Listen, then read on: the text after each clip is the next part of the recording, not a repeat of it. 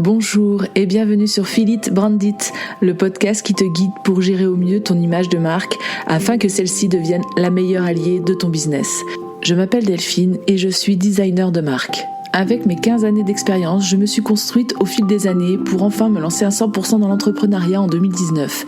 Depuis, je m'épanouis à accompagner les entrepreneurs qui utilisent le web pour se démarquer et se faire connaître, à imaginer et créer une image forte et 100% alignée à leurs valeurs, leur histoire et leur ambition.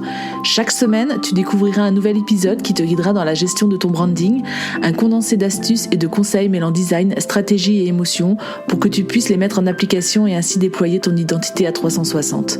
Si tu souhaites t'épanouir dans ton activité en diffusant une image de marque juste qui va travailler pour toi et attirer les bonnes personnes, alors abonne-toi pour ne louper aucun épisode. Et si ce podcast te plaît, je t'invite à en parler autour de toi et à laisser 5 étoiles sur ta plateforme d'écoute préférée. Bonne écoute!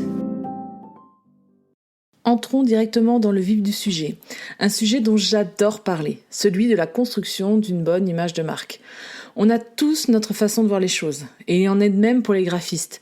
Chacun va avoir une façon différente d'appréhender la création d'une bonne identité. Aujourd'hui, je vais surtout te parler de la mienne, celle qui a fait ses preuves et qui a aussi permis de m'améliorer à travers des résultats obtenus auprès de mes clients. Dans cet épisode donc, je vais te lister les 6 piliers qui constituent une solide image de marque. C'est parti! Premièrement, il va falloir définir tes objectifs et tes intentions. Revenons tout d'abord à l'origine de création de ton entreprise, l'événement qui t'a incité à te lancer et à faire naître ce projet. Le projet auquel tu crois et sur lequel tu te bats chaque jour. Le mettre noir sur blanc va déjà te permettre de bien choisir tes mots. Ceux qui te parlent à toi et à ton public, mais aussi qui vont te permettre de le partager, qui vont te donner envie d'en parler librement. En listant et en nommant clairement tes intentions, tu mets en avant avec sincérité l'impact que tu souhaites avoir sur l'autre, la transformation que tu leur proposes. En le clamant haut et fort, le public visé, selon ta façon de t'exprimer et de communiquer, va ressentir si le feeling passe, ou adhérer ou non à ta marque. Petit disclaimer, tu ne pourras pas plaire à tout le monde et c'est ok. N'essaye pas d'élargir au max les personnes à atteindre, parce qu'en faisant ainsi, tu vas surtout te fondre dans la masse et passer inaperçu. Une phrase que j'aime dire souvent, c'est qu'en voulant plaire à tout le monde, tu ne plais à personne. Et garde en tête une chose, 90% des gens se disent plus enclins à adhérer à une marque ou à travailler avec un prestataire qui est en accord avec ses valeurs, qui défend une cause ou qui reste intègre. Ensuite, il va falloir travailler ta perception.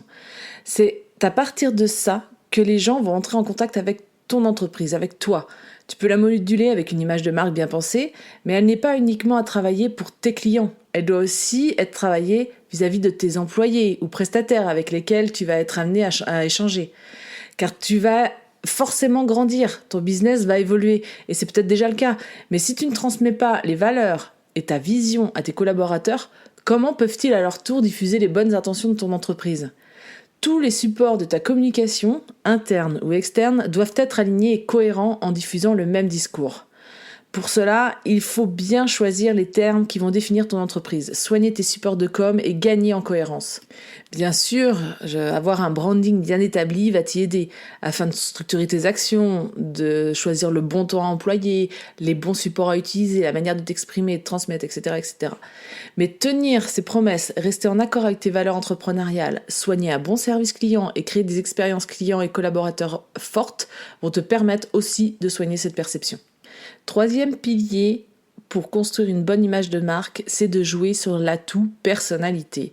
Si tu souhaites sortir ton épingle du jeu, ta personnalité va te permettre de te rendre identifiable et surtout unique aux yeux de ton audience. Par ta manière de t'exprimer, le ton utilisé, la transparence ou non que tu souhaites injecter dans ta com, la manière aussi que tu es, sont autant d'atouts que les gens adhèrent ou non à ton univers. Au même titre que l'image de marque, en assumant ta personnalité et en la mettant en lumière, tu vas séduire ton public et devenir mémorable dans leur esprit. Plusieurs façons de faire pour ça, te montrer en face cam ou en vidéo bien sûr, et t'exprimer librement sur les aléas de ton business, partager tes erreurs fait aussi partie du game et te rend encore plus authentique. Tu peux aussi, si tu n'aimes pas te montrer, écrire des articles ou comme moi, enregistrer des audios sans filtre, en t'exprimant comme d'habitude ou presque. Avec l'illustration aussi, tu peux te démarquer si tu ne souhaites pas te montrer, en illustrant tes intentions sur mesure ou en créant des gifs qui vont te permettre de créer un impact fort et un univers qui t'est propre. Une fois que tu auras établi tous ces points qui constituent un peu la base de ton identité, tu vas devoir structurer ta stratégie de com.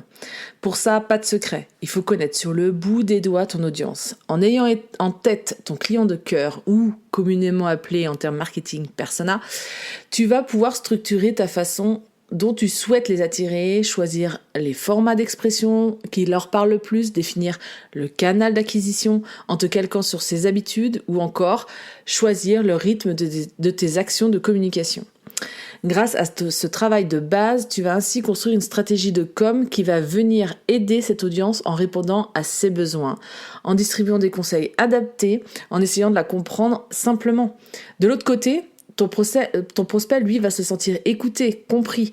Cela va lui donner envie de se fidéliser, d'avoir confiance en ton expertise et de faire appel à tes services plus facilement. Dans un premier temps, à partir de ces peurs, besoins ou obstacles, définis les thèmes principaux que tu vas aborder dans ta communication. Ils vont représenter tes piliers sur lesquels tu vas communiquer. D'ailleurs, si tu souhaites travailler un peu plus en profondeur ce sujet de la stratégie de communication, tu peux aller sur mon site, donc www.philencom.com. Tu auras le lien dans la description de cet épisode. Dans la rubrique « Aller plus loin », je t'ai concocté un workbook super complet pour t'aider à la créer pas à pas par toi-même. Et en plus, tu auras accès à un espace Notion dédié qui va t'aider vraiment à structurer toutes tes idées. Maintenant que tes objectifs, ton intention, ton client idéal et les différents atouts que tu souhaites mettre en avant sont bien définis, il va falloir travailler le positionnement. Il va être en étroite collaboration avec le pilier précédent du client idéal. Car si tu ne définis pas avec précision le positionnement marketing de ton entreprise, tu rencontreras des difficultés à communiquer de façon cohérente. C'est un jeu d'équilibre à trouver entre tous ces éléments. C'est pourquoi en mettant tout sur papier, tu vas pouvoir avoir une vue d'ensemble, prendre du recul et prendre surtout les bonnes décisions. Et puis dis-toi qu'il n'y a rien de figé. Libre à toi, si tu n'obtiens pas les résultats escomptés, de changer en cours de route. En approfondissant l'étude de ton client idéal, par exemple, en modifiant ta stratégie de com, en révisant ton positionnement, en modifiant tes objectifs, etc., etc. D'ailleurs, tes objectifs sur le long terme vont t'aider à clarifier ce pilier sur le positionnement. En effet, en sachant exactement où tu souhaites aller, tu vas ainsi mettre en place des services adaptés avec des prix qui séduisent l'audience à toucher. Par exemple, si tu souhaites avoir un chiffre d'affaires à 5 chiffres à la fin de l'année ou sur une période bien définie, il va en découler un certain nombre de ventes de tes services, divisé par le nombre de mois jusqu'à l'échéance. Voilà, ça va te donner un constat et tu vas vite te rendre compte si tu dois augmenter tes prix ou non. Ensuite, fais un tour d'horizon de la concurrence. Il faut toujours avoir conscience de ton marché. Et regarde les prix pratiqués. Énumère tes atouts, la valeur ajoutée que tu amènes à ton service ou produit et positionne-toi vis-à-vis de tout ça. Avec l'ensemble de ces éléments, tu sauras alors si tu es plutôt en bas ou en milieu ou en haut de gamme. Pas de préjugés, pas de jugement à injecter là-dedans. Si tu t'adresses à des gens qui n'ont pas beaucoup de moyens, alors évite de t'adresser à eux avec des offres premium. Ça semble logique, mais ce curseur peut vite faire basculer les choses. Et enfin, un des aspects et piliers à prendre en compte dans la création et dans la gestion d'une image de marque, c'est la vente de tes produits ou services. Et là, souvent, ça coince. Parce qu'on a tous plus ou moins l'image des marketeurs en ligne qui promettent monts et merveilles sans tenir leurs promesses, ou ceux ou celles qui insistent en ne parlant que de leurs offres en continu sans rien apporter de concret derrière, et plus simplement parce que tu as l'impression d'embêter les gens à faire ça. Déjà, j'ai envie de dire bienvenue au club. J'ai été pareil que toi à mes tout débuts et encore aujourd'hui, il y a franchement rien d'inné, bien que je travaille sur le sujet. Mais tu sais quoi ? Tu n'as pas à te transformer en quelqu'un d'autre pour faire ça. Vendre n'est pas un gros mot, mais il y a un vrai travail de déconstruction à faire autour de ce mot. Vendre, ce n'est pas se mettre en avant, ce n'est pas embêter l'autre, ce n'est pas non plus saouler son audience. Il faut plutôt que tu te dises qu'en mettant en disposition ce produit ou ce service que tu as créé, tu vas venir aider l'autre à résoudre un problème bien précis avec lequel il galère, peut-être depuis des mois, voire des années, et que ton approche ou ta façon d'amener les choses, grâce aux valeurs notamment qui te caractérisent ou la confiance que tu as su injecter dans ta com, lui permettra de passer le cap avec toi. Bien sûr, Il faut parsemer ces informations de façon respectueuse et éviter de s'immiscer tous les 2 jours dans leur boîte mail ou sur ton feed en ne parlant que de tes offres. Il faut en général une proportion de 80% de contenu inspirant et gratuit contre 20% de contenu promotionnel environ. Et les moyens pour en parler sont divers là aussi. Tu peux t'amuser et utiliser différentes façons de communiquer. Utiliser des posts avec des carousels qui mettent en avant les atouts de ton offre, des infographies qui sont ludiques et faciles à comprendre, les illustrations qui donnent une dimension plus fun à ton contenu, la vidéo avec des réels punchy qui donnent du boost à ton message, ou encore la photo qui peut réussir à faire passer un message avec plus de jolies émotions. Dans tous les cas, la notion de plaisir ne doit pas passer en second plan, au même titre que le respect de ta personnalité ou de tes envies. Plus tu t'écouteras et plus le message à passer semblera fluide et naturel.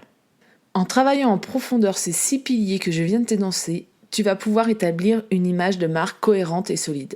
Bien sûr que cela va te prendre du temps et pas mal d'investissement au début, mais en définissant ces bases, tu vas pleinement prendre possession de ta com et ne plus la subir. Tu vas savoir quoi dire et comment tout en te respectant. Et c'est comme ça que le message auprès de ton audience sera la plus facile à capter. Et si tu as besoin de conseils complémentaires, sache que je me rends disponible pour toi par mail ou sur Instagram, alors n'hésite pas. Et voici ce qui signe la fin de cet épisode. Je te remercie de l'avoir écouté jusqu'au bout. Tu trouveras toutes les notes du podcast sur mon site www.philencom.com/podcast. Tu trouveras le lien ci-dessous. Et bien sûr, si l'épisode t'a plu, n'hésite pas à me laisser un commentaire. Je me ferai bien sûr un plaisir de te répondre. Je t'invite également à me laisser une note sur ta plateforme d'écoute préférée pour m'aider à faire connaître le podcast. Tu peux également en parler autour de toi en story sur Instagram, notamment en me taguant @phil_n_com. Merci pour ton soutien et je te donne rendez-vous mercredi prochain pour un nouvel épisode.